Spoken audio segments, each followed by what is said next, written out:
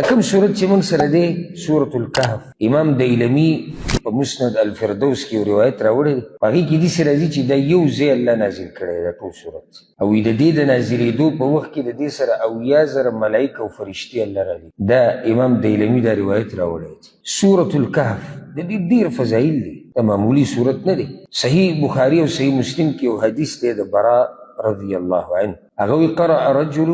سورة الکهف، یو سړي سورة الکهف تلاوت کو په کور کې لوستو. په بل روایت کې ښه صفا راغلي چې دا سړی چې دی اسید بن حضیر رضی الله عنه، هغه په کور کې دا تلاوت کو نو وفي الدار دابة جعلت تنفر، د دې اس ولاړو خوا کې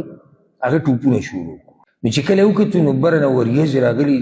ډوبې ډوبې وریځې په دې دي، نو دې د الله نه د سلامتیا سوال وکړو او هیبت پې هم راغی چې دا څه قصه ده. سحر له بیا رسول صلی الله علیه وسلم ته دا قصه وکړه چې یا رسول الله ما د سورة الکهف تلاوت کو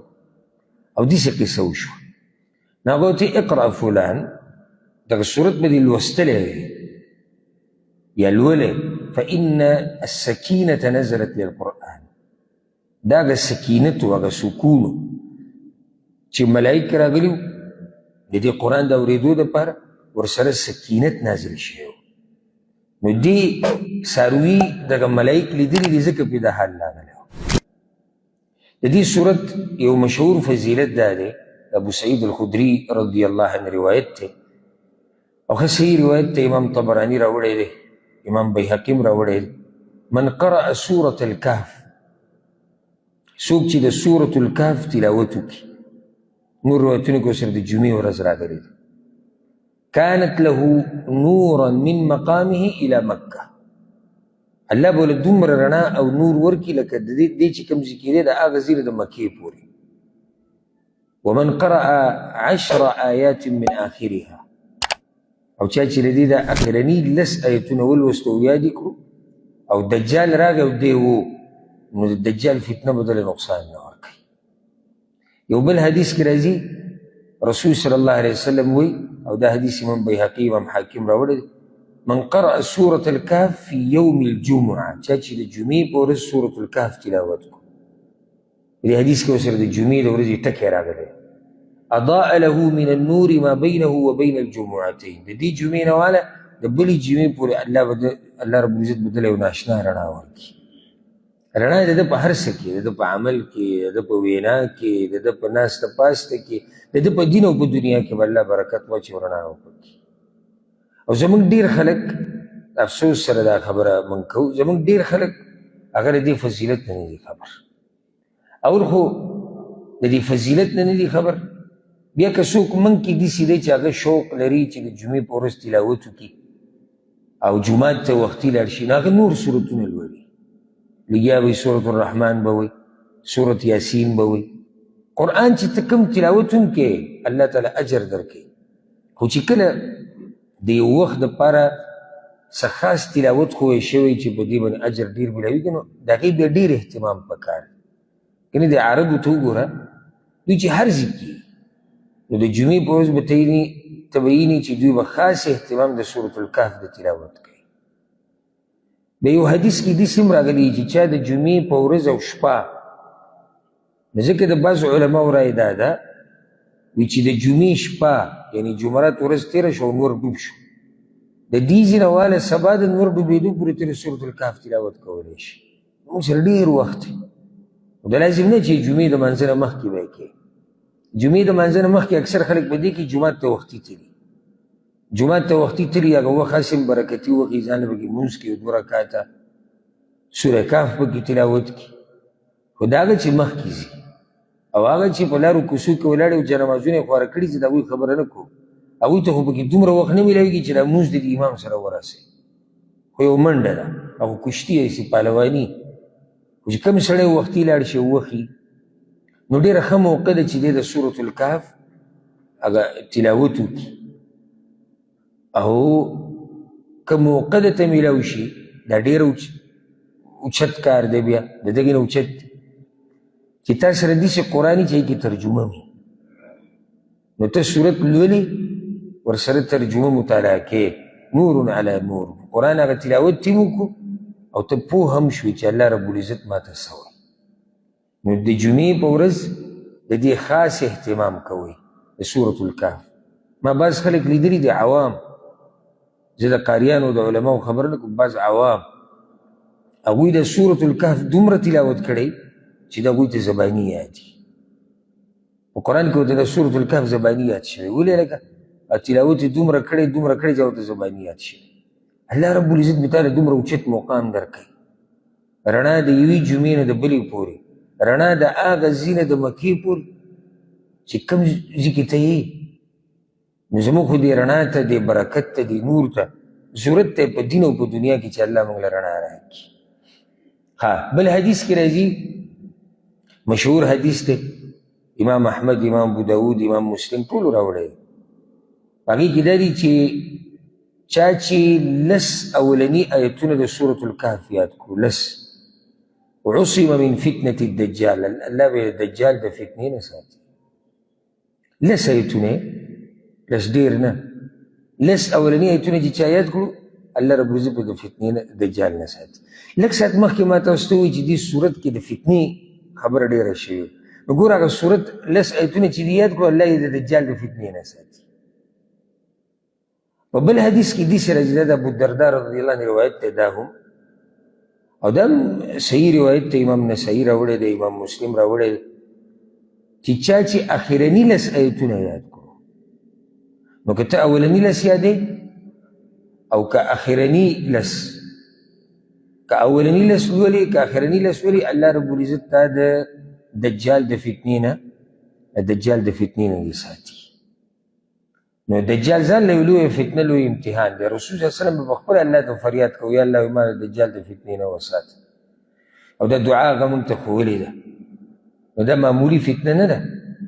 که ته دا غواړې چې الله رب العزت تا دې فتنې نه وساتي، نو د سورة الکهف لس آیتونه هغه به یادې،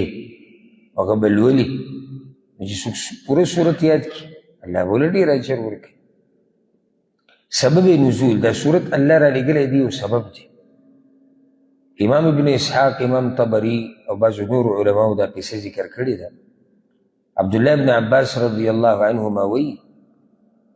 قریشو یو ورځ داسې چل وکړو چې دوه کسانې مکې ته ولېږل، عفوا مدینې ته، دوه کسانې مدینې ته ولېږل، یو النضر ابن الحارث، دویم عقبه ابن ابي معيط. دا دوه کسانې ولېږل مدینې ته په یهودو پسې، که چې یهود مولیان او د هغوی سره علم و، خبرې هغوی ته معلومې وي. مشرکانو سره خو هېڅ نه و، د مکې مشرکانو په هېڅ هم نه پوهېدو. هغوی خو په دغې پسې روان وي، زموږ پلار نیکه کړي ده، هغوی په ګټه قصه دقه کوله، هغوی سره علم نه و، علم د یهودو سره و. مشکل په یهودو کې دا و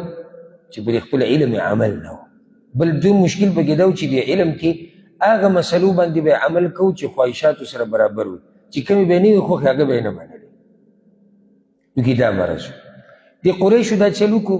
دا اوس مکي دور دی، موږ وایو دا صورت مکي دی. دوی راولګي، دا دوه کسانې ولېږل مدینې ته، ورته یې ویي انتم اهل الکتاب، انتم اهل کتاب، تاسو کتاب والی، وعلى علم بالانبیاء وصفاتهم وعلاماتهم، او تاسو سره ډېر علم دی، پیژنئ د انبیاو د پیغمبرانو نښې نښانې درته معلومېږي. موږ راغلي یو تاسو پسې د دې سړي په باره کې ده چې نوم یې دی محمد صلی الله علیه وسلم. که د ده په باره کې تاسو موږ ته ووایي چې دا سړی پیغمبر دی که نه دی، نو چې دا خبره موږ ته واضح شي، ځکه چې موږ نه پوهېږو چې د پیغمبرانو نښې څه. هغو ته یې صحیح د ده نه به درې تپوسونه وکړي، درې. په دې درې تپوسونو کې به ده پته ولګي چې دا پیغمبر دی که نه دی. یو تپوس به ترې وکړي چې د هغه ځوانانو څه قصه وه پخوانۍ زمانه کې چې غار ته ننوتي وو،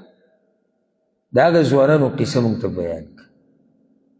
دویم تپوس به ترې د هغه سړي په باره کې وکړي چې هغه څوک و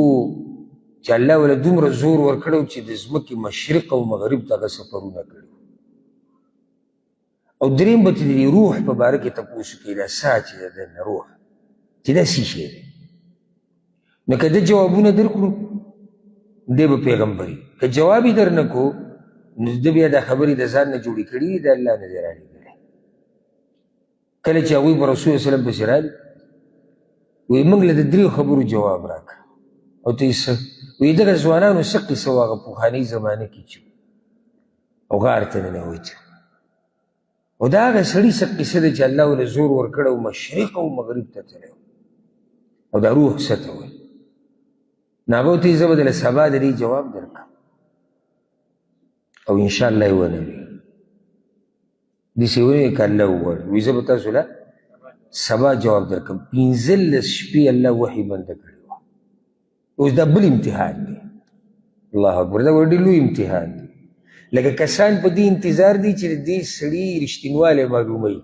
هلته الله امتحان ته وګوره چې 15 ورځې وحي بنده کړې ده نو څومره دا به څومره سخته وه په رسول وسلم باندې خو دې ځای کې هم الله د پیغمبر تربیت کو یو تربیت دا وشو چې رب العزت د چا پابند نه دی الله اکبر هغه داسې باچا دی که ویې غوښته وحي به راولېږي که ویې نه غوښته جونې رالېږي دویمه دا تربیت ورته ورکوي چې ګوره هر کار چې ته وایې زه به یې کومه نو انشاءالله وایه که الله وغواړي او همدا خبره ورته الله دې صورت کې کړې ده ګوره په دې سورة الکهف کې به راشي چې ته داسې وایه چې که الله وغواړي زمونږ پښتانه بعض کسان یو ورځ یو کس وي دی پښتانه ډېر یادوي نو ما بنګالیان یاد کړم که عرب یاد کړم که انډین یاد کړم زه ناس خبره چا ته کومه پښتنو ته کومه نو زه به د دوی عیبونه بیانوم او زه به د دوی ښه خبره هم بیانوم نو اوس الحمدلله زمونږ پښتانه دا انشاء الله او ماشاء الله تبارک الله والحمدلله دا ټکي اوس د اکثرو په خوله راوړېدلي دي د هغې یو وجه پوهه ده الحمدلله خلک پوه شوي دي ډېر حده پورې دویمه وجه مسافري ده دوی بهر ملکونو ته لاړو د نورو قومونو نه دا ټکي واوري نو په خپله بې مدد شوي که نه نږدې وخته پورې دا ټکي چا پېژندو نو زه یو ورځ یو ښه داسې سړی چې ځان ته سوي مولا ملک نه راغلی او هغه ناست و پرنجې وکړو نو پرنجې چې وکړو نو الله تکړه پکې ودی الحمدلله یې ووایي چې الحمدلله وما ورته یرحمک الله وایي شکرا هغه له واپس بیا جواب نه ورته چې دې به څه جواب ورکړي دا حقیقت دی دا خو اوس الحمدلله دا خلک دې سره چا نه تپوس وکړي څنګه وایي الحمدلله چې څه ښه څه ویني چې تعجب کې وایي چې ماشاءالله تبارک الله زه صحیح زه به ورته بیا ووایم انشاءالله زه به ورته ووایم اوس دا الحمدلله دا ټکي زموږ په خوله راوړېدلي دي نو الله تربیت د رسول الله وسلم کوي 15 شپې وحي بنده ده داسې راځي تاریخ کې چې ډېره سخته وه په رسول الله وسلم باندې 15 ورځې ولته کسان په انتظار او هلته هغوی دا خبره راوړې ده وي که جواب یې درکړو نو پیغمبر دی که جواب یې در نه کړو نو پیغمبر نه دی او هلته خو هغه خلکو ته ویلي دي چې ای خلکو زه د الله د طرف نه رالېږلی شوی یم او ټول په انتظار ناست دي ډډه یې لګولې ده خوشحاله دي چې زه سړی یم پړ کړو دی به سبا له بیا دا ټکی نه وایي چې زه پیغمبر یم رب العزت دا صورت راولېږو د اصحاب کهف قصې پکې ورته پوره بیان کړه د ذوالقرنین قصه هغه باچا زورور د هغه قصې ورته ذکر کړه او د روح خبره ورته مو کړه هغه په سورت بني اسرائیل کې هغه آیت دی نو بیا ما نه یو کس تپوس کولی شي ما نه اکثر که څوک تپوس ونه کړي زه په خپل حکم زه یم څوک به رانه کوي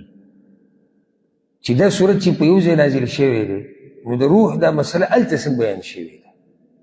جواب دا دی چې د قرآن دا صورتونه داسې په یو ځای ټول نه دي راغلي بعض صورتونه داسې راغلي چې هغه کولاو په کلونو پراته دي آیت راځي پکې لګي آیت راځي پکې لګي څو کاله بعد هغه صورت پوره شوی دی نو دا صورت چې راغی نو صورت بني اسرائیل لا پوره شوی نه و نو هغه آیت د الله په حکم سره هلته ولګېدو دا مسلې موږ تېر شوي کال ذکر کړي